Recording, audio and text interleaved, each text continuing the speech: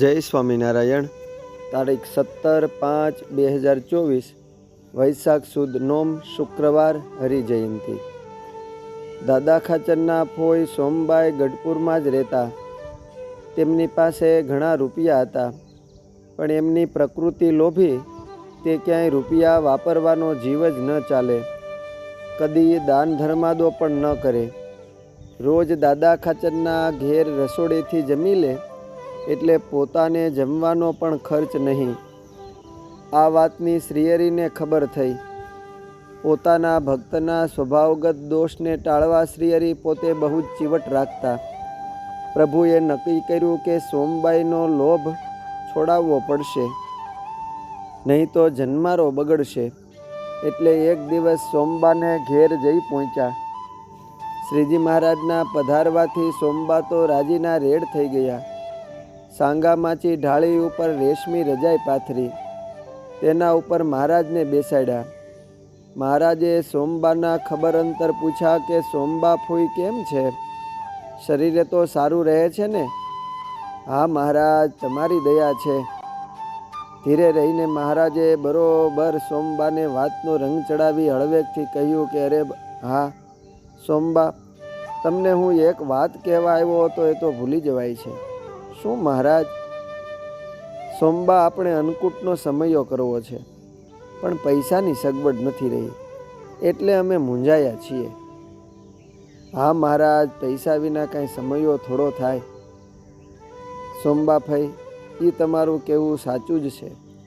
અમે એ વાતે જ તમારી પાસે આવ્યા છીએ. અમને થયું કે સોમબા અમને નિરાશ નહીં કરે. શ્રીહરિની વાત સાંભળીને સોમબાને તો હૈયે ધ્રાસકો પીડ્યો. મોં પરનો રંગ ફીકો પડી ગયો. વાતને ચોરતા સાવ નિરાશ વદને ગલ્લા તલ્લા કરતા બોલ્યા, અરે મહારાજ, હું તો રહી એકલપંડી. આવકનું સાધન ક્યાં છે? મારી પાસે તો કશુંય નથી. મહારાજે વિચાર્યું કે આ એમ નહીં માને, જરાક એને રમત રમાડવી પડશે, નહીં તો એ ચમડી તૂટે પણ દમડી નહીં છૂટે. વળી એમ શ્રીજી મહારાજે એનો નિર્ણયો સાચો માને ખરા. એટલે હળવેકથી કહ્યું, સાચું બોલો સોમબા, તમારા ઘરમાં રૂપિયા મળે તો અમને તમારે આપવા ખરા? છે શરત? સોમબાને એમ કે મહારાજને દાટેલા રૂપિયાનો ડાબલો થોડો મળવાનો છે. એટલે બોલ્યા, હા મહારાજ, તમે જોઈ લ્યો, હું તમારી પાસે ખોટું થોડું બોલું. સર્વ સુજાણ શ્રીહરિને તો કણ કણની પળે પળની ખબર હોય. ફઈબાને પ્રતીતિ કરાવવા તરત ભગુજીને બોલાવ્યા. ઓરડાના દક્ષિણ ખૂણે ખોદાવતા 2 હાથ ખોદતા 3000 રૂપિયા ભરેલો ડાબલો નીકળી પડ્યો. ફઈબા સોમબા ફઈ તો ટાઢા બોળ થઈ ઝંખવાડા પડી ગયા. એનો જીવ કપાવા લાગ્યો. અંતરે સુખ ઉડી ગયું, પણ શરતે બંધાયા હોય કશું બોલી શક્યા નહીં. શ્રીહરિએ ડાબલો હાથમાં લઈ કહ્યું, જુઓ સોમબા, આ રૂપિયા તો જીવની સાચી કમાઈ માટે ખર્ચવાના છે, એટલે કોચવાતા નહીં. એ રૂપિયાથી મહારાજે ધામધૂમથી અન્નકોટનો સમયો કર્યો. આ ઉત્સવ પછી પણ શ્રીહરિ જાણે કે હજુ સોમબાનો જીવ ઊંડો ઊંડો ધનના લોભમાં બંધાયો છે. એ ટાળા વિના એનું ભજનમાં ચિત્ત બરોબર રહેશે નહીં. એટલે ફરી વળી એક સમયે સોમબાના ઓરડે આવીને ઓસરીમાં બેઠા. એ વખતે ફાગણ મહિનાના દિવસો ને ઉતાસણીનો સમયો નજીક આવ્યો. મહારાજે ટેલ નાખી કે સોમબા, આજ તો અમને ખૂબ ભૂખ લાગી છે, તમારી પાસે આવ્યા છીએ. તમારી પાસે જે કાંઈ ખાવાનું હોય એ જલ્દી આપો. સોમબા ફઈ તો અમસ્તાય કદી પોતાની રસોઈ બનાવતા નહીં. એટલે બોલ્યા કે મહારાજ, થોડી વાર ખમી જાઓ, ત્યાં હું તમારે માટે થાળ કરાવી લાવું. ના ફઈ, અમારે તો અત્યારે જ ખાવું છે. ઓલા કોઠલામાં તમે અડધો રોટલો વધારી મેલો છે, તે આપો ને. બાળકની જેમ મહારાજે હઠ પકડતા સોમબાએ વધારેલ રોટલો કોઠલામાંથી કાઢી દહીંને રોટલો એક થાળીમાં લઈ આવીને પીરસો.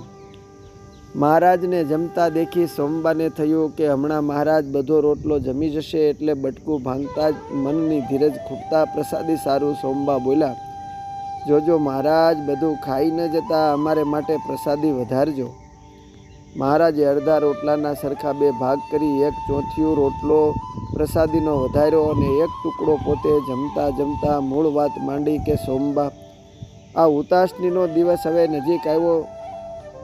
ફઈ કહે, હા મહારાજ, સમયો તો કરવો જ જોઈએ ને. ફઈ, તો તમે રૂપિયા આપો ખરા. ફઈ તો પોતાની પ્રકૃતિએ બોલી ઉઠ્યા કે અરે મહારાજ, હવે તો હું સાવ ધોયેલ મૂળા જેવી છું. તમે ઓલી વખતે બધા જ રૂપિયા લઈ ગયા, બીજા ક્યાંથી હોય? હસતા હસતા હરિ કહે કે સોમબા, ખોટો મોહ રાખો નહીં. અમને બધી ખબર છે, નહીં તો પાછી વાસના રહી જશે. પછી રામાનંદ સ્વામીએ શીતળદાસના ગુરુને અડધા રૂપિયામાં ચોટેલ કણો ડાબલીમાં દેખાડીને કહેલ કે આ તમારા ગુરુ છે. એ સાપનો કણો થઈ પીડ્યા છે. તે મર્યા પછી તેની વાસનામાં કણો બન્યા હતા તેવું થશે ફઈ. અરે મહારાજ, પણ મારી પાસે તો થોડી મરણ મૂડી છે.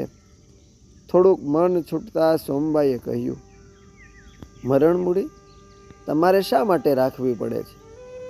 નરસિંહ મહેતા કહેતા કે સાચું નાણું મારે શા મળો રે, એમ અમે તો તમને મળ્યા છીએ તો ભરોસો રાખો. આજથી રોજ તમને અમારા થાળની પ્રસાદી મોકલશું. બીજું તમારે જોઈએ શું? અને અમે વચન આપીએ છીએ કે અમારા પહેલાં તમને અમે અક્ષરધામમાં લઈ જઈશું. આ સાંભળતા સોમબાઈ ફઈનું મન હરખી ઉઠ્યું. એ જ પળે ઊભા થઈ ઓરડાના ઓતરાદા ખૂણાને જાતે ખોદીને દાટેલો ડાબલો કાઢીને મહારાજના ચરણે મેલી દીધો. એ વખતે મહારાજે ડાબલો ખોલી રૂપિયા ગણ્યા તો પૂરા 5000 હતા. મહારાજે એ રૂપિયાથી ઉતાસનીનો સમયો અને રંગોત્સવ ધામધૂમથી કર્યો અને ઉતાસનીના અગ્નિમાં સોમબાનો લોભ હોમ્યો. અસ્તુ. જય સ્વામિનારાયણ. સત્સંગ સાગરના મોતીમાંથી.